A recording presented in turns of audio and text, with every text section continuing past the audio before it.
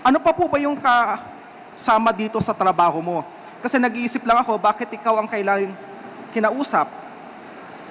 No, ikaw ang kinausap ni na Henry, ikaw ang kinausap ni na Nilo Abellera Jr. as a small. Ano po ba yung nakapaloob doon sa role mo? Ano po ba yung meron ka para kausapin kanila? Your Honor, during that time po, I was already designated as the OIC Chief ng CIIS, Bureau of Customs, Port of Manila. Then during that operation, ako rin po, Your Honor, halos team leader na nagre-represent sa Bureau of Customs. Kasama ko po yung PDEA, may counterpart ang PDEA. So alam nila na ang desisyon or pwedeng gawin ay manggagaling sa akin dahil ako ang nakakaalam ng customs. Sa loob mismo ng customs. So ibig sabihin sa mga panahon ito, ikaw ay may kapangyarihan, may otoridad ka para i-release ang isang shipment. Tama po ba? Yes, Your Honor. Okay. So, kapag kinausap ka nila, binanggit mo po rito na luwagan mo, sabi ni Small sa'yo, sa paragraph 4, always talk to me over the phone and sought my help in the release of your shipments, to which I acceded. Meron po ba silang, ano po yung kapalit kapag kinakausap ka nila? Isang pakiusap lang po ba yon o mayroon silang offer or anything para pumayag ka doon sa kailang request? Your Honor, may kapalit, tag-o-offer, pero nire-reject po namin kasi napakalakas ng ginagamit nilang pangalan. Pwede mo bang banggitin dito kung ano po yung mga offer na yan kung sakali? Konting suhol para luwagan. Pero sabi ko nga, hindi ko namin yan tinatanggap dahil ang impluensya at napakalaki at hindi rin bagay na dapat gawin. So pakikisama na lang ang ginagawa namin.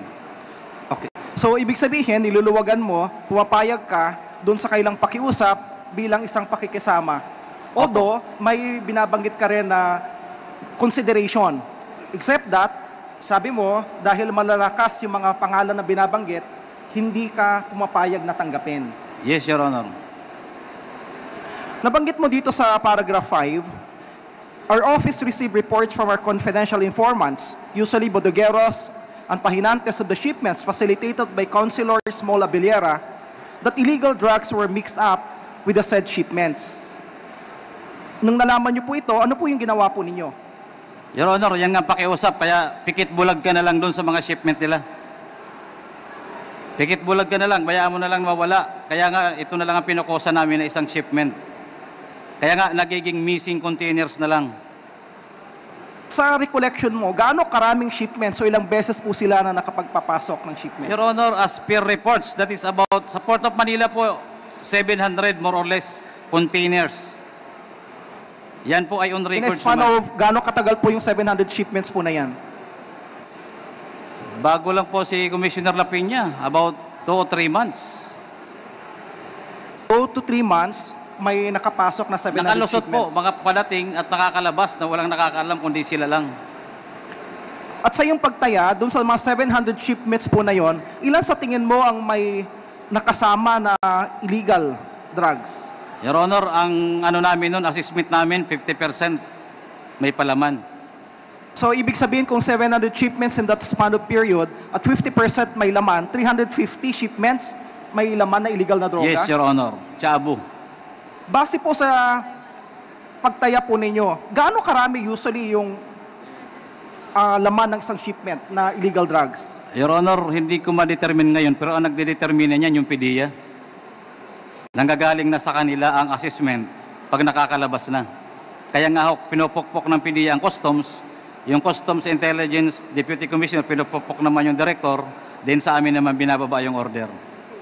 Doon sa 700 na binabanggit mo kanina, 350, dahil 50% yung may laman, mayroon ba kayong finlag doon, in-stop kahit na isa? No, Your Honor, hindi ko talaga nakialam sa kanila. Dahil nag-project na lang kami, nung sinabi, para na lang dito sa isang project. So, ibig sabihin, lahat po yon, nakalabas po yon, malaya na naka-circulate? Nakalabas, Your Honor. Okay. Malala mo po ba kung anong period po ito? Anong taon? Anong buwan? 2018. Dito sa sinabi mo, sa paragraph 7, On account of our intelligence works, various shipments were alerted, and in various occasions, Councilor Small requested me, luwagan mo yung mga shipments na yan. Alam mo naman na kina Michael Yang, Pulong, at Mans yan. Opo. Kailan ka kinila kinausap tungkol po rito?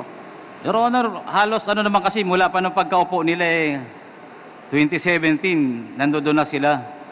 So halos yung telepono, about 3 times kami personal na nagkakilala, nagkakwentuhan, then by phone, tatawag, pare, meron kami dyan. So ibig sabihin na meron kami dyan, kaya mo na, sabi ko, uwi na lang tayo, wag na natin pakialaman yun. Sabi mo na appoint ka sa OIC. Sino ba yung i-credit mo doon sa position po na yon, sa appointment mo po na yon? I was designated, Your Honor, as Port of Manila, CIIS. Ang nag-appoint sa akin ay yung recommended ako ng director ng CIIS. Then the order was approved by the Commissioner of the Bureau of Customs. Sabi mo rin dito sa paragraph 8, said container shipments were reported missing while on hold and alert status in POM and MICP as well as other international ports in the country, prompting the House of Representatives to invite Customs Commissioner La Pena and to shed lights thereon. Hindi ko lang makuha po yung relasyon po ng paragraph 7 at paragraph 8. Alin po ba yung tinutukoy po niyo dito na nawawalang shipment? Yun yung during that year on honor, na mga nanawalang mga missing containers na na-involve sa kanila. Yung around 2018, early 2018 na bagong upo si General Lapina. Mga ilang shipment po itong tinutukoy po ninyo na nawawala? Yan na po yung honor na pag binilang sa containers, around 700 containers. Yung shipments, hindi na ho namin kinukuha, hindi na namin pinakikialaman. Then paragraph 9, binabanggit po nyo dito na may mga overstaying cargoes. One of which was the Vicaba trading shipment. Opo, Your Honor. Anong relasyon po noon doon sa naunang mga nawawalang shipment? Isa po yan, Your Honor, sa tatrabahuin nila na pumutok na tinatrabaho. Ibig sabihin, nalaman na ng ibang tao sa customs, tinatrabaho na namin at tinututukan na dahil nalaman ko na ngayon through sa mga dokumento sa Bureau of Customs na may overstaying na bakal at yun ay tinik na namin diretso. Tinik na po namin. Ibig bang sabihin po nito, nire-report ninyo as missing pero the fact is unaccounted for lang, doon lang siya sa loob? Yun pong iba po, reported yun na missing, yan po ay overstaying. Ibig sabihin nasa loob pa ng port. Pag missing na, ibig sabihin nakalabas na sa port. So, iba po yung mga shipment na binabanggit po ninyo na nawawala dito sa mga overstaying. Opo, iba po yun. At dito sa overstaying po na ito yung nahanap po yung, nakita po yung shabu Opo. na nakapaloob po sa Magnetic lifter. Magnetic lifter. Opo, Your Honor. Paano nyo nalaman na may shabu po doon sa shipment po na yon? Your Honor, coordination na po yun. Ang nag-assist ng information kami at saka si Colonel Asierto at si Colonel Pajardo yung PDEA. Kasi we are working together.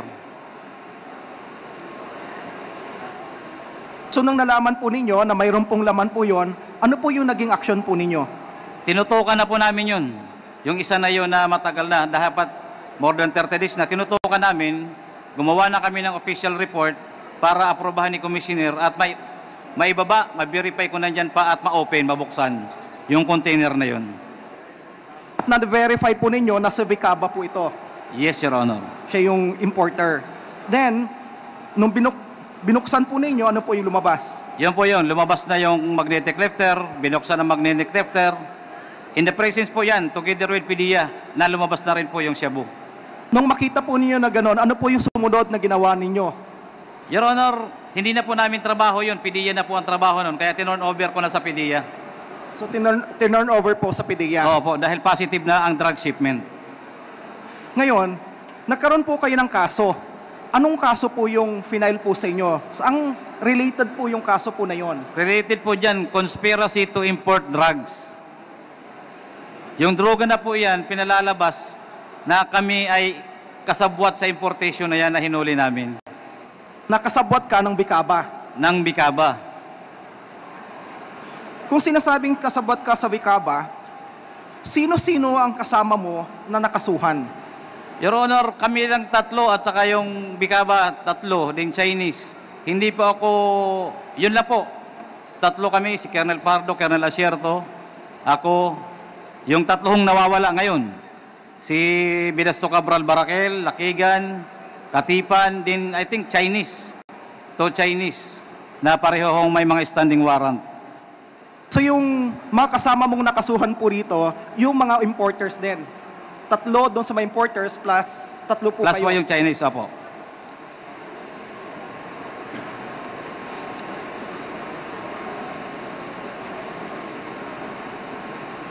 Kailan po kayo kinasuhan?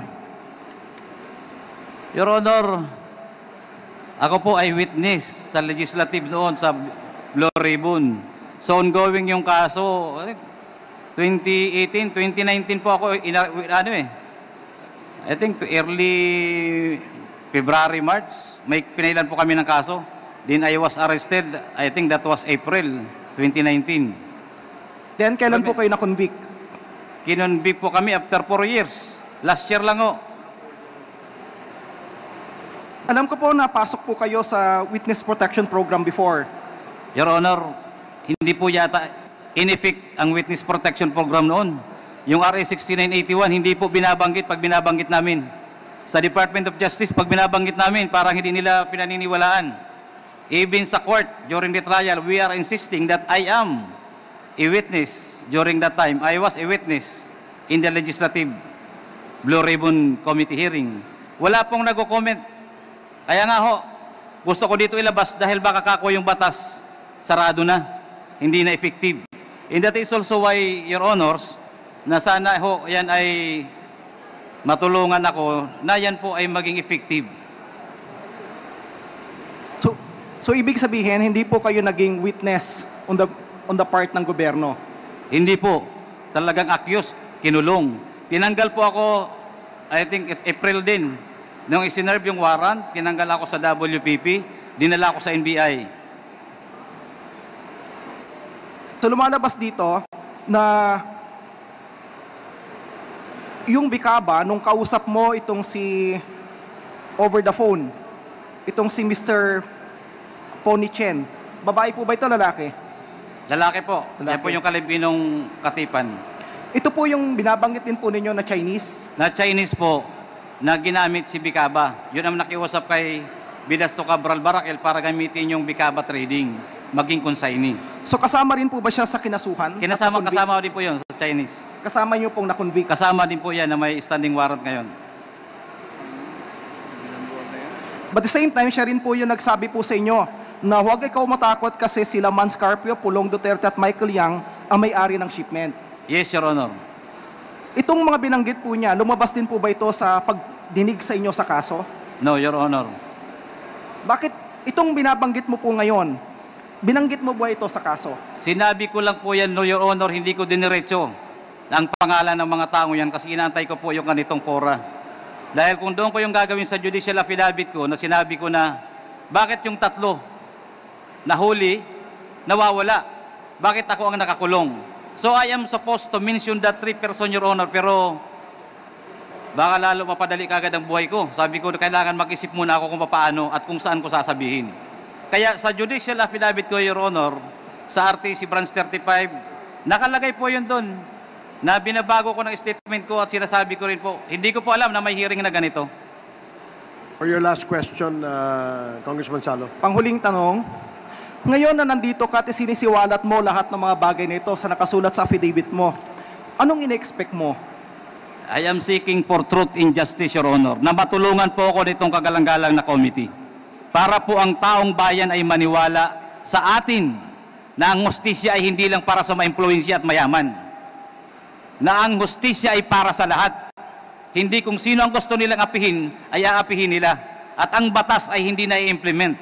Remember, Your Honor, a witness ng Senado ngayon ay nakakulong for more than 5 years mula sa City Jail o NBI hanggang Bucor.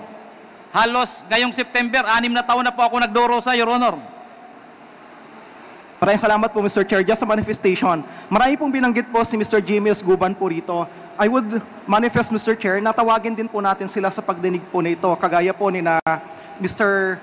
Councilor Nilo Abellera Jr. Alias Small, kung possible si Pony Chen na binabanggit po niya sapagkat siya po yung nagsabi at nagbanggit ng mga pangalan na may sama po sila sa mga susunod na pagdinig. Maraming salamat po, Mr. Chair.